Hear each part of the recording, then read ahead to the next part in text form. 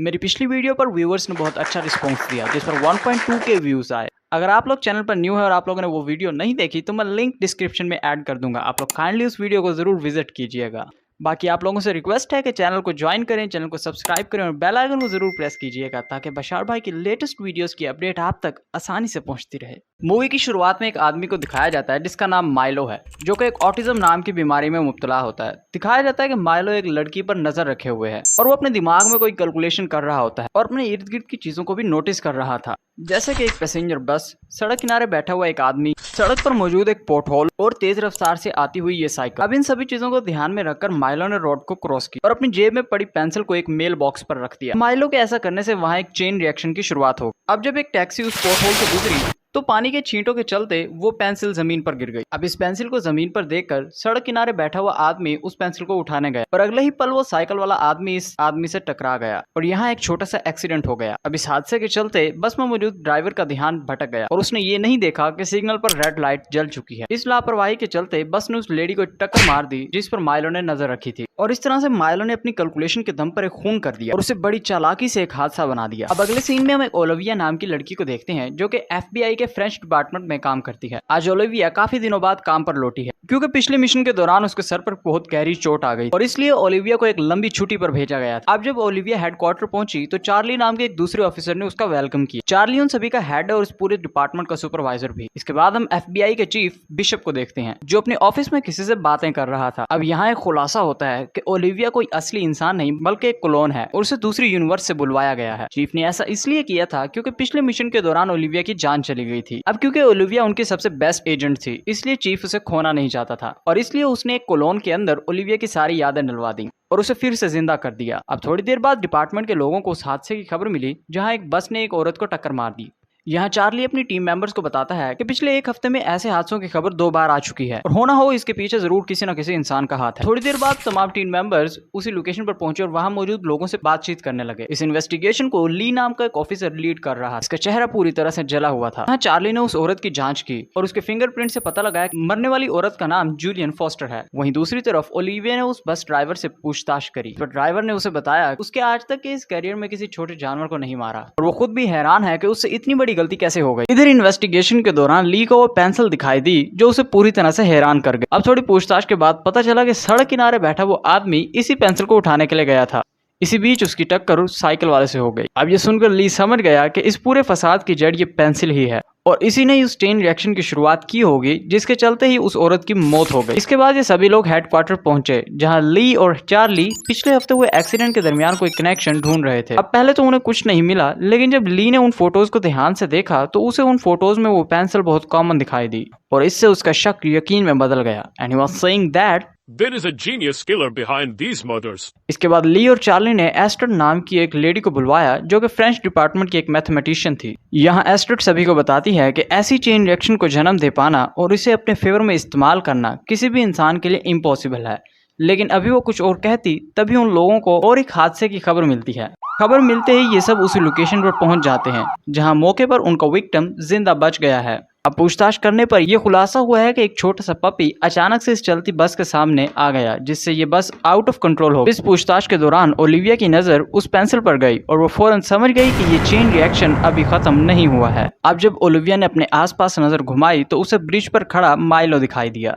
Olivia देखती है कि माइलो सड़क के उस पार एक आदमी को देख रहा है जो हेडफोन लगाए रोड क्रॉस करने की कोशिश कर रहा था और तभी सामने से आ रही एम्बुलेंस उसे टक्कर मार देती है और इस आदमी की मौके पर मौत हो जाती है।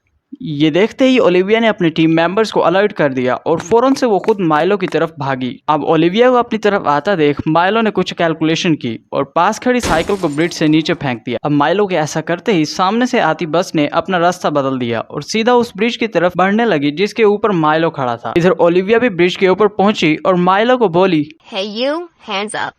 लेकिन अभी वो कुछ कर पाती इससे पहले माइलो ने उस ब्रिज से जंप लगा दिया और सीधा उस बस के ऊपर जा गिरा। जब तक ओलिविया कुछ समझ पाती तब तक माइलो वहां से फरार हो चुका था। इसके बाद माइलो अपने घर पहुंच जाता है जहां उसकी बहन मैडी उसके लिए परेशान हो रही होती है। यहाँ मैडी कहती है कि पिछले कुछ दिनों से हमें हॉस्पिटल से काफी कॉल्स आ चुकी हैं और हमें जल्द से जल्द डॉक्टर से मिलने जाना होगा। लेकिन काफी समझाने के बाद भी माइलो हॉस्पिटल जाने के लिए राजी नहीं हुआ। यहाँ मैडी ने उसे सरेंडर करने को कहा और उसे समझाया कि वो जुर्म की दुनिया में बहुत आगे निकल चुका है। हालांकि माइलो को उसकी बातों से कोई फर्क नहीं पड़ रहा था और वो अपने किए हुए कामों को जस्टिफाई करने लगा। लेकिन अभी वो कुछ और कहता तभी मैडी ने उसे प्लास्टिक टॉय दिखाया जो उसे उसकी मॉम ने दिया था। अब ये घोड़ा देखकर माइलो काफी अनकंफर्टेबल हो गया और उसे अपनी मॉम की याद आ गई जो अब इस दुनिया में नहीं है। इसके बाद एजेंट ली को दिखाया जाता है जिसे रूटीन स्किन चेकअप के लिए हॉस्पिटल लाया गया था। अब चैम्बर में जाने से पहले ली ओलिविया को कहता है कि तुम इन तीनों लोगों के बीच की कोई कनेक्शन ढूंढो जो इन हादसों में मारे गए हैं। अब इन बातों को ध्यान में रखकर ओलिविया अपने हेडक्वार्टर पहुंची जहां वो उन विक्टिम के बीच के कोई कनेक्शन ढूंढने की कोशिश करने लगी। अब थोड़ी जांच के बाद ओलिविया को मालूम हुआ कि जो 3 लोग एक्सीडेंट में मारे गए हैं वो सभी एक ही हॉस्पिटल में काम करते हैं। इसके बाद ओलिविया ने यह सारी जानकारी चार्ली को दी और ये दोनों फौरन से उस हॉस्पिटल में पहुंच गए। यहाँ ओलिविया की नजर कुछ मरीजों पर गई सेम टू सेम वही पेंसिल यूज कर रहे थे जो उन्हें क्राइम सीन पर मिली थी। थोड़ी देर बाद ये दोनों डॉक्टर लेविन से मिले और उन्हें उन तीनों विक्टिम्स की तस्वीर दिखाई। डॉक्टर लेविन ने उन तीनों की पहचान बताया कि ये तीनों लोग इसी हॉस्पिटल में काम करते थे और वो एक खास एक्सपेरिमेंट का हिस्सा थे जिस एक्सपेरिमेंट के तहत हम मेंटली इल लोगों के दिमाग का इलाज करते हैं और एक खास दवाई के जरिए हम उनकी मेंटल आईक्यू को बढ़ा देते हैं और फिर इसी प्रोसेस को रिवर्स करके हम उनकी मेंटल आईक्यू को नॉर्मल कर देते हैं। इसके बाद डॉक्टर ने उन्हें कुछ पेशेंट्स की वीडियो दिखाई। अब इन वीडियोस में ओलिविया ने माइलो को नोटिस किया और डॉक्टर लेवन ने बताया कि माइलो भी उनका एक पेशेंट है और इस एक्सपेरिमेंट का हिस्सा है। एक्सपेरिमेंट के बाद माइलो को उसकी देखभाल के लिए उसकी बहन के पास घर भेजा गया और 1 हफ्ते के बाद दोबारा से उसे हॉस्पिटल को आने के लिए कहा ताकि इस एक्सपेरिमेंट को रिवर्स करके उसके दिमाग की हालत को नॉर्मल किया जा सके। 1 हफ्ते बाद हॉस्पिटल स्टाफ ने उन्हें हॉस्पिटल आने को बोला तो माइलो ने हॉस्पिटल आने से इनकार कर दिया और अपना फोन स्विच ऑफ कर दिया। माइलो की बहन का पता चलते ही ओलिविया और चार्ली ने उससे मिलने का फैसला किया और फौरन हॉस्पिटल से बाहर आ गए। लेकिन वो इस बात से अनजान थे कि माइलो ओलिविया की हर एक मूवमेंट पर नजर रखे हुए है और उसके मूवमेंट का पैटर्न को एनालाइज करके उसके अगले मूवमेंट को जानने की कोशिश कर रहा है। अब थोड़ी देर बाद ओलिविया और चार्ली माइलो के घर पहुंचे जहां उनकी मुलाकात मैडी से हुई। उन्होंने मैडी से माइलो के बारे में पूछा जिस पर मैडी ने जवाब दिया कि उसे माइलो के बारे में कुछ नहीं पता। अब यहाँ इन दोनों को कुछ शक हो गया कि मैडी जरूर कुछ न कुछ इन दोनों से छुपा रही है। इसलिए ओलिविया ने मैडी को माइलो के किए हुए मर्डर्स के बारे में बताया और उसे समझाया कि माइलो का आजाद घूमना कितना खतरनाक हो सकता है। इस बातचीत के दौरान जब चार्ली घर की तलाशी ले रहा था तब ओलिविया ने मैडी को अपनी बहन के बारे में बताया जो अब इस दुनिया में नहीं रही। ये सुनकर मैडी को काफी बुरा लगा क्योंकि कुछ महीने पहले ही उसने भी अपनी मॉम को खो दिया था। इस मिलते जुलते हालात में मैडी के दिल में ओलिविया के लिए हमदर्दी भर गई और उसने ओलिविया को माइलो के बारे में कुछ इन्फॉर्मेशन दी।